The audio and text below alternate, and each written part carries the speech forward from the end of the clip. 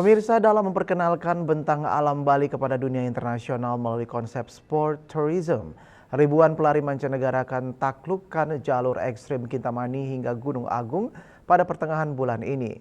Selain menikmati keindahan alam, pelari juga diingatkan akan kepedulian pada sampah serta keikutsertaan menjaga kawasan konservasi.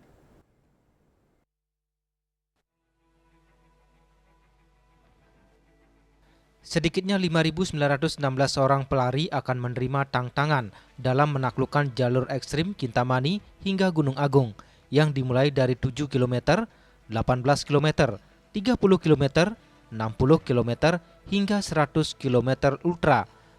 Pada Bali Trail Run Ultra 2026, pelari bisa menikmati landscape alam khas Bali seperti Black Lava, Gunung Batur, padang pasir Culali, hutan pinus batur, perbukitan di sekitar Gunung Abang, hingga Gunung Agung.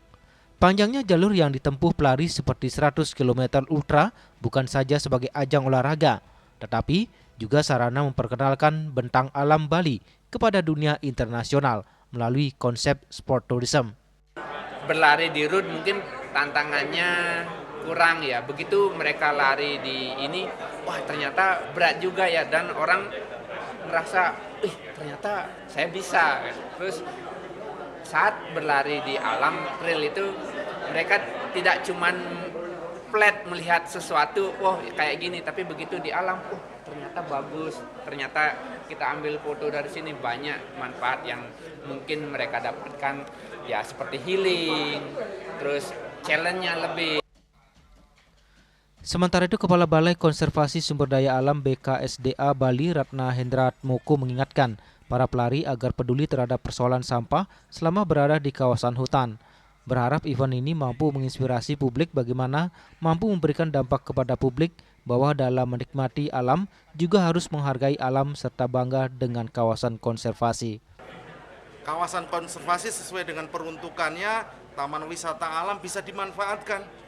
Pengunjung boleh hadir, menikmati alam, naik Gunung Batur, melihat pemandangan, Danau Batur dan sebagainya. Dan saya kira kawasan konservasi kemanfaatannya bukan hanya untuk sesuatu jargon konservasi, perlindungan dan sebagainya, tapi untuk masyarakat.